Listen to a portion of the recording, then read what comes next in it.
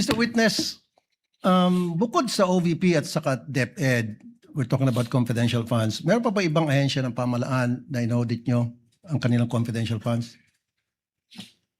Based on the GAA po, meron may mga other agencies na may allotment for confidential fund. Kaya nga, meron kayong mga na-audit. Yes po, Your Honor. At dito sa mga ahensya ng audit ninyo, Senator Judge Aquino, Senator Judge Cayetano Alan, Senator Judge Cayetano Pia, Senator De La Rosa, Senator Judge Ejercito, Senator Judge Estrada, Senator Judge Go, Senator Judge Ontiveros, Senator Judge Lacson, Senator Judge Lapid, Senator Judge Legarda, Senator Judge Marcoleta, Senator Judge Marcos, Senator Judge Padilla, Senator Judge Pangilinan, Senator Judge Soto III, Senator Judge Tulfo Erwin, Senator Judge Tulfo Rafi, Senator Judge Villanueva, Senator Judge Villar Camille, Senator Judge Villar Mark, Senator Judge Zubiri, the presiding officer, Senator Judge Escudero, Senate President Gatchalian. With 16 senator judges present, the chair declares the presence of a quorum. In accordance with the rules of procedure on impeachment trials, the chair now recognizes the duly elected presiding officer to preside over the proceedings of the impeachment court. Sir, correct lang 17. 7. To correct, we have 17 senator judges present. Thank you, Mr. Senate President. If there are no objections, we shall dispense with the reading of the Journal of the Senate sitting as an impeachment court dated August 4, 2026, and shall consider the same as approved. The clerk of court will please call the case before this impeachment court. Case number 004-2026 in the matter of impeachment trial of Vice President Sara Zimmerman Duterte. Appearances?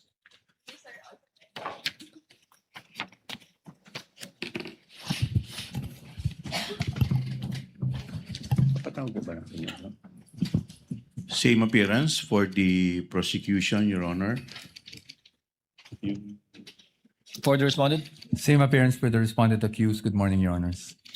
Before the chair continues, the clerk of court, through the OSA, is directed to kindly situate the witness at the witness stand for the continuation of his testimony. Mr. Wamil.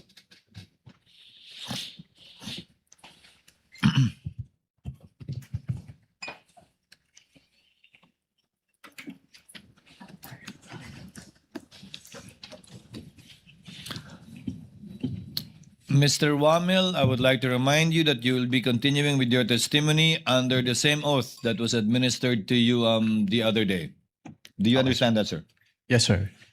Yes, Your Thank Honor. you. When we adjourned the examination of the witness by the counsels for the parties were finished, and we will now proceed with the interjections of the senator judges this morning and yesterday. We already indicated the sequence of the interjections and questions from the senator judges. First to make his interjections would be Senator Rafi Tulfo. Sir, you are recognized. You have 2 minutes and you may proceed when you're ready. Your Honor, may I be recognized first? Yes, what is the pleasure of the Honorable Chua? Your Honor, may we request the counsel for the prosecution, Attorney Kapunan, be recognized, Your Honor. The counsel for the panel of prosecutors, Attorney Lorna Kapunan, the designated handling counsel for this witness, may situate herself also accordingly. Thank you, Your Honor. Same appearance. Good morning. Good morning, Attorney Lorna. Senator Tulfo, Rafi, you may proceed, sir, when you're ready. You have 2 minutes, sir.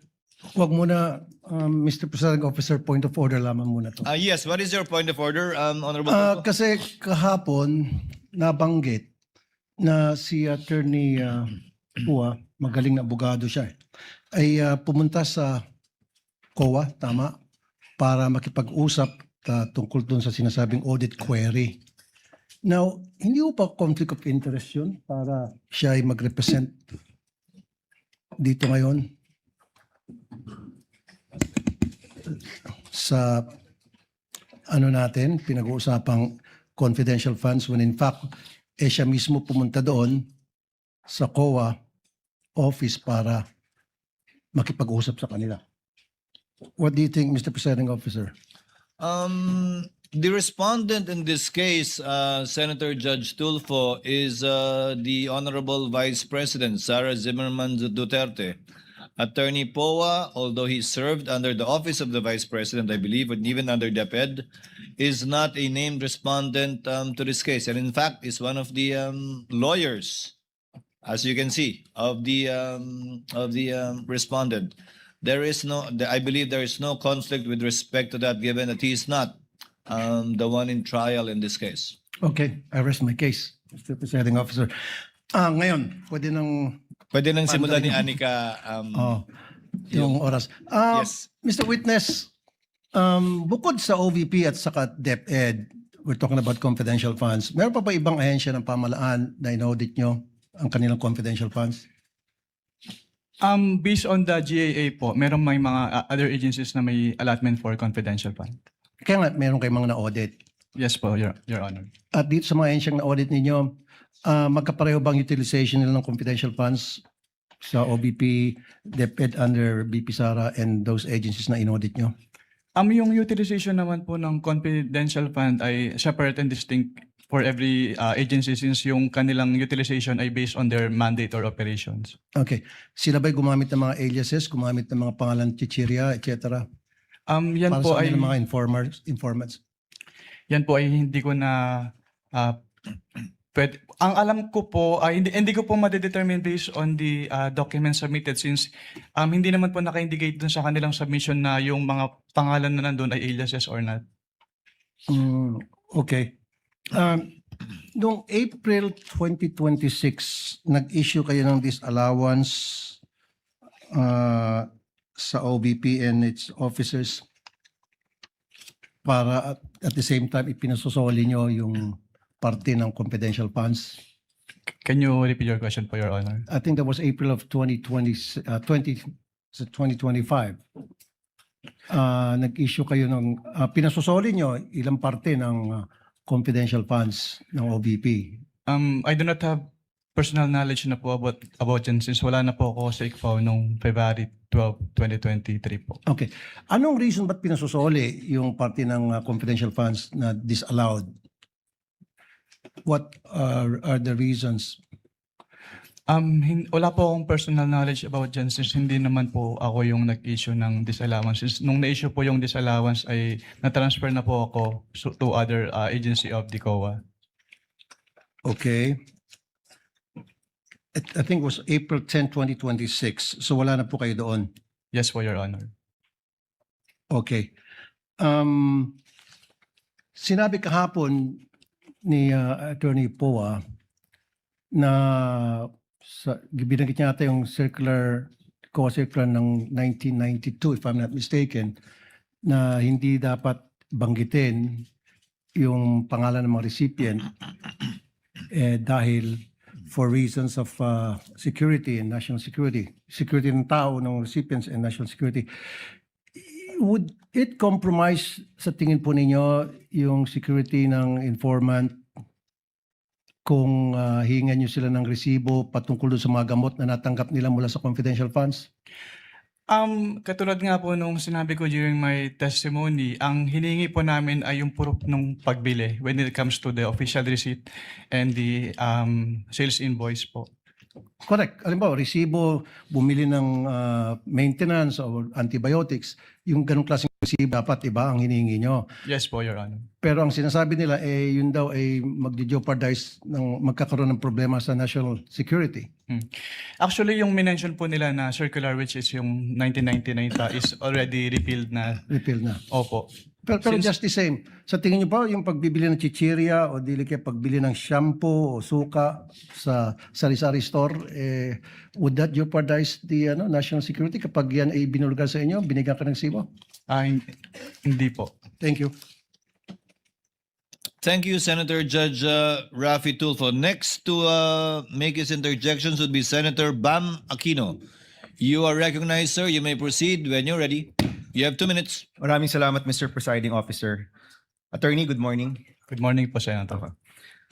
So, ang common understanding ho kasi ng confidential funds ay secret, pwedeng gamitin sa kung ano-ano, hindi pwedeng ibulgar sa publiko, hindi po to totoo, no? Meron po talagang rules and regulations sa paggamit ng confidential funds. Yes po, Your Honor. Were you already part of the ICFAO in 2015? Yes po, Your Honor. So yung pinakitang memo nung 1992 at itong memo na pinag-usapan natin na circa 2015, parang magkaiba siya, no? Yes po, Your Honor. Do you know the reason why the rules changed with regard to the usage of confidential funds? Since yung paggamit po ng confidential fund at intelligence fund ay kailangan ng strict accounting and auditing rules. So nagkaroon po ng circular para ma-ensure na yung paggamit po ay properly accounted at hindi po magamit for personal use or misuse. Yan yung laman ng memo. Pero ang tanong ko, do you know why it was changed? Kasi parang lumalabas magkaiba yung paggamit nito. If you look at the 1992 circular, iba sa 2015. Dun po kasi sa yung circular ng 1999, walang differentiation as to the CIF po. Pero dun sa 2015-01 kasi dun na in-specify na dapat yung confidential fund ay gagamitin lang sa ganito for civilian government agencies.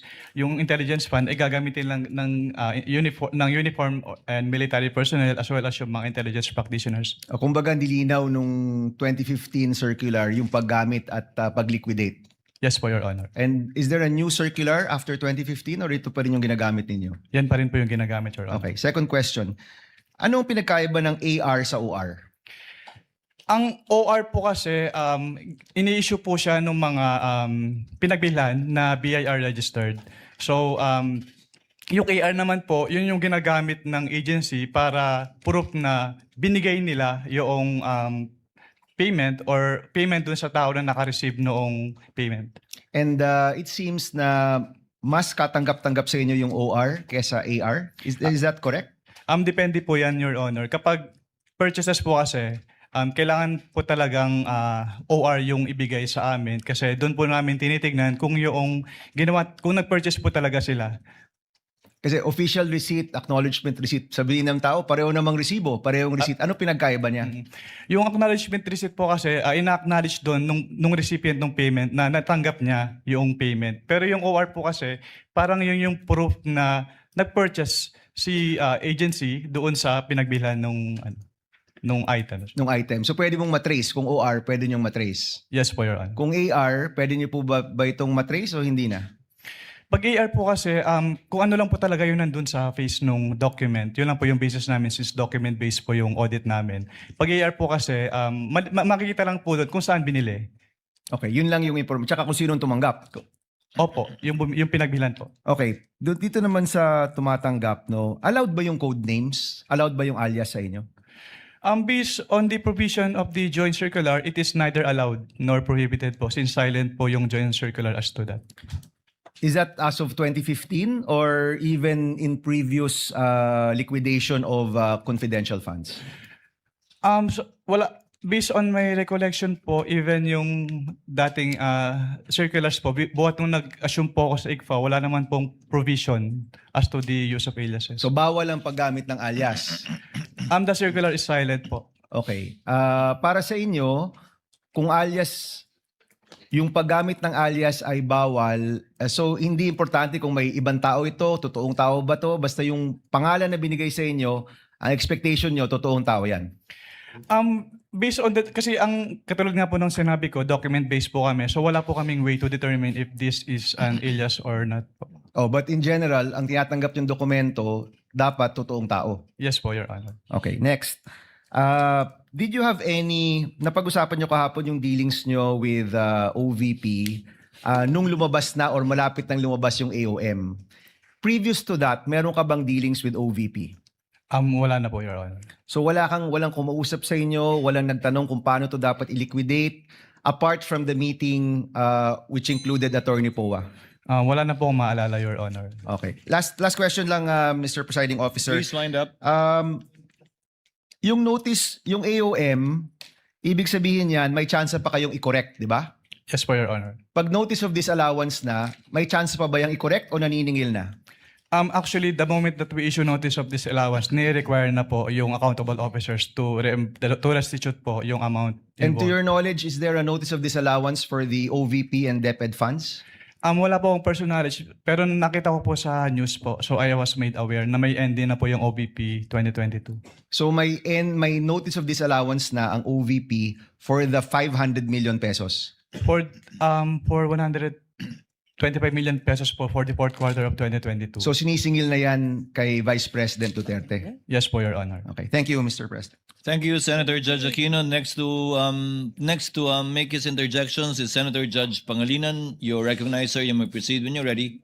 You have 2 minutes. Mr. President, Mr. Presiding Officer. Magandang umaga, Mr. Witness, Ginoong Mawil. Wamil po. Wamil. Magandang umaga po, Your Honor. Yes. Nabanggit nyo sa inyong testimonya kahapon at nung isang araw na yung tinatawag na supporting documents, kasama dyan ay either sales invoice o official receipts. Tama? Yes po, Your Honor. Okay. Let me backtrack a bit. 10 years kang nasa ICFAO. Tama? Yes po, Your Honor. Almost 10 years po. Okay. Without mentioning the agencies, ilang agencies na gobyerno ang na-audit mo tungkol sa confidential funds? Marami na po. Pag sa NGAs po, parang nasa 30 plus na po yung na-audit ko. And sa LGUs, marami na rin po. Hindi ko na po mabilang kung ilang agencies So, na po yung more na-audit. than 30. Yes po, Your Honor. Okay. Sa mga ahensya na ito, 30 ahensya, masasabi mo ba na nire-require din yung liquidation ng official receipts at ng sales invoice? Yes po, Your Honor. Kasi yung requirement po ng circular ay ini-enforce po namin sa lahat ng agencies na ino-audit po namin. So sa 2022, from December 21 to December 31, ilang sales invoice o kaya official receipt ang kasama dun sa mga liquidation report? Wala po sinabit sa amin, Your Honor. Ni isa. Acknowledgement receipts lang po yung sinabit sa amin. 849 acknowledgement receipts, tama? Yes po, Your Honor. So, ni isa dun sa mga ginastos, walang official receipt at walang sales invoice. Yes po, Your Honor. Okay. Sa karanasan mo sa 30 mga ahensya, masasabi mo ba na yung findings ninyo dito sa OVP ay similar o standard ba? O nangyayari rin yung ganong walang official receipt at walang sales invoice sa mga liquidation? Yes po, Your Honor. Since sina-apply naman po namin uniformly yung provisions po ng Joint Circular 2015-01. As in, puro AR ang sinasubmit ng ibang ahensya? May mga agencies po na nagsasubmit naman ng OR po. So, sa experience mo dun sa December 21 to 31, masasabi mo bang standard practice yan ng iba pang mga ahensyang iyong na-audit? Hindi ko po siya masasabing in standard practice since ito po yung kauna-unang beses na puro AR po yung sinamit sa amin. So, first time sa iyong 10 years na puro AR lang at walang sales invoice at Opo. walang official receipt. Opo, at ganun po kadaming AR kaagad yung sinamit. At 125 million, no? Na walang sales invoice at walang official receipt. Yes po, Your Honor. Doon naman sa usapin ng kung walang sales invoice at walang official receipt, masasabi mo ba na halimbawa yung sa medicines, talagang medicines ang ginasta? Kung sinabit po sana sa amin yung official receipt po or sales invoice, masasabi po sana namin. Pero since AR lang po yung sinubmit, hindi po namin masasabi based on that document alone. Kasi sinasabi nilang, total naman, just to wrap up, gamot naman yan eh. Di ba? Mabuti nga, bumibili ng gamot. Masasabi mo ba dun sa liquidation report nila na yung 122 million worth of medicines, talagang medicines ang binili? Hindi po, Your Honor. Okay. No further questions, Mr. President. Thank you, Senator Judge Pangilinan. Next for his interjections will be Senator Judge Erwin Tulfo. You are recognized, sir. You may proceed when you're ready. You have 2 minutes.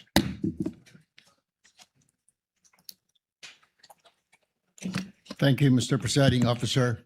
Testigo, tama po ba ang pagkarinig ko na sinabi niyo kanina under sa COA DBM Joint Circular Number 2015-01, hindi naman kailangan ilagay ang tunay na mga pangalan ng mga intel agents or informers na tumanggap ng intel o confidential funds sa OVP tulad ni na Mary Grace Piatos, Chippy McDonald, Mickey Mouse at iba pa? Is this correct? Ang sinabi ko po, Your Honor, ay silent po yung circular as to that matter po. Silent. So po pwede. Kung when we say kasi silent, pwede. Hindi po, Your Honor. It is neither rin. allowed nor prohibited po. So, if this is not allowed or prohibited, bakit nang i-audit po ninyo ang confidential intelligence fund po ng OVP, hindi ninyo hiningi ang tunay na mga pagkakilanlan ni na Piatos, McDonald, Mickey Mouse at iba pa? Katulad nga po nung sinabi ko sa sa aking previous testimony, ang focus po ng audit namin ay compliance audit. So kung ano po yung provision ng circular, yun po yung ginagawa naming basis for our audit po. Okay, compliance. When you say compliance, ito po ba periodic or random? Yung compliance audit po kasi wala po siyang particular period kasi pag sinabing compliance audit, ina-evaluate po namin yung subject matter if it is compliant with certain applicable laws, rules, and regulations. But I'm saying every agency na meron pong intel or confidential funds, do they have to undergo audit periodically or random lang? Dahil marami po tayong ahensya ng gobyerno na may mga intelligence confidential fund na hindi naman dapat. Ang audit po namin ay based dun sa liquidation documents po na sinasubmit nila. Pero is it periodic ba? Kailangan bawat agency na i-liquidate niya yung kanya i-audit ninyo yung kanya paggastos ng intel or confidential fund? Yes po, Your Honor. Yung kanilang kailangan... So it's periodic, it's not random. Yes po, Your Honor. Okay.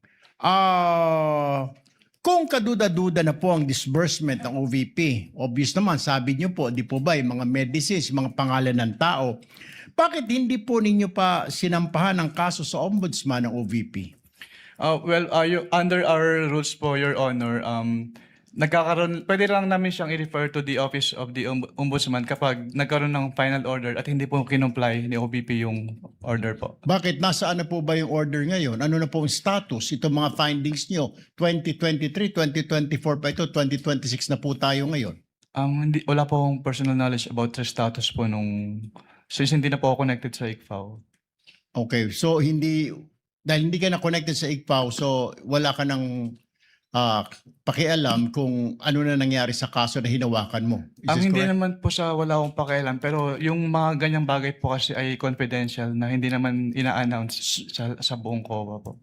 Ayun. So, ibig sabihin, hindi mo na alam at hindi mo rin alam kung bakit hindi kinasuhan or ni-refer sa ombudsman itong issue na ito. Yes po, Your Honor. Thank you very much, Mr. Presiding Officer. Thank you, Senator Judge Erwin Tulfo. Next would be our distinguished Senate President, Senator Gatchalian. You are recognized, sir. You may proceed. When you're ready, you have 2 minutes. Thank you, Mr. Presiding Officer. Mr. Witness, nakita ko dito, merong 6 na AOMs na in-issue. And meron dito sa 6, non-submission of documentary evidence of payment. Ito ba ay na-fulfill ba ito after nag-issue kayo ng AOM?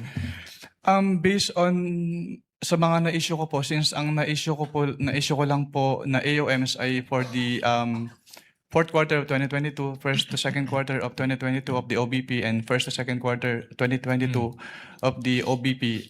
Ang naabutan ko po lang po na may response na may kasamang documentary evidence of payments ay yung fourth quarter of 2022 po ng OBP. Fourth quarter of 2022. At yun, diba kasi pag nag-issue kayo ng AOM, ang sagot normally is compliance, diba? Yes po, Your Honor. Yung compliant is fourth quarter of 2022 for this particular item in non-submission of DEP, documentary evidence of payment. Yes po, Your Honor. Based on my personal knowledge po. Kasi yan lang po yung naabutan. Ano yung kanilang submit para ma-fulfill itong non-submission of DEP? Nag-submit po sila ng acknowledgement receipts po, Your Ito Honor. yung mga acknowledgement receipt na pinakita ng counsel for the prosecution. Yes po, Your Honor. Nung sinabit sa inyo itong mga acknowledgement receipts, may mga pangalan nga nasabi ng ating mga senador. Vinalidate nyo ba kung itong mga pangalan na ito ay totoo o hindi? Hindi po, Your Honor, kasi hindi po yan yung focus po ng audit namin. So sa Since inyo- what- Sige, go ahead. Since what we do po is compliance audit. So ang naging focus po namin ay yung expenses po na based on the face of the acknowledgement receipts as well as yung date kung kailan binayad as well as yung amount po. Since binavalidate po namin siya based on the requirements of the Joint Circular 2015-01. Binavalidate nyo ba kung yung pangalan ay totoong tao o hindi? Hindi na po kasi hindi po yun yung focus ng audit po namin, Your Honor. Nasabi mo rin kanina sa sagot mo na neither allowed or disallowed. Tama? Neither Y- allowed nor prohibited po. Or prohibited ang paggamit ng alias. Yes po, Your Sa Honor. ibang mga agencies na enforcement agencies, ibang government agencies na gumagamit ng alias, pinapayagan ba o hindi? Hindi naman po namin ma-determine based on the documents alone kung alias or not kasi wala naman po silang ina-attach na document na nagsasabing alias po yung nakalagay doon sa kanilang resibo. Meron bang mga agencies na gumagamit ng alias? Katulad po ng nasabi ko, Your Honor, hindi po namin ma-determine based on the document alone kung alias ba yun or not po. Lalo na sa mga informant agencies, yung gumagamit ng intelligence funds, I would assume na may mga cases na gumagamit sila ng aliases dahil nga mga informants. Meron ka bang ganyan na experience na sinabi sa inyo ng agencies na hindi nila ma-reveal yung totoong pangalan? Dahil hindi naman prohibited, di ba? Opo, wala pa naman po akong experience, Your Honor. So lahat ng mga ARs na merong ganitong source of information, totoong pangalan ang sinasabit nila. Hindi, katulad po ng nasabi ko, wala po kaming way to determine since nakabase lang po kami on the face of the document as submitted po. Okay, yung mga sa ibang mga agencies na nagsasubmit ng mga ganitong rewards, no? Nagbibigay ng information and rewards. Nakita ko dito merong rewards for medicine, rewards for various supplies. Ano siya, cash or medicine or in kind ang ibinibigay? Based on those documents po, since nakalagay close and open parenthesis medicine, so medicine po yung binigay. And then yung isa po, payment of rewards, close and open parenthesis various goods. So various goods po yung binigay, Your Honor. So ang ibig sabihin, may reward sila, hindi cash ang binigay, medicines at various supplies. Based on the acknowledgement receipts po, yes po, Your Honor. And that is allowed. The joint circular naman po is, wala naman po siyang naka-specify kung paano nila babayaran yung rewards as long as yung requirements po nung circular ay fulfilled po. All right. Thank you. Thank you, Mr. Presiding Officer. Thank you, Mr. Senate President. Next, for its interjections would be Senator Judge Joel Villanueva. You are recognized, sir. You may proceed when you're ready. You have 2 minutes.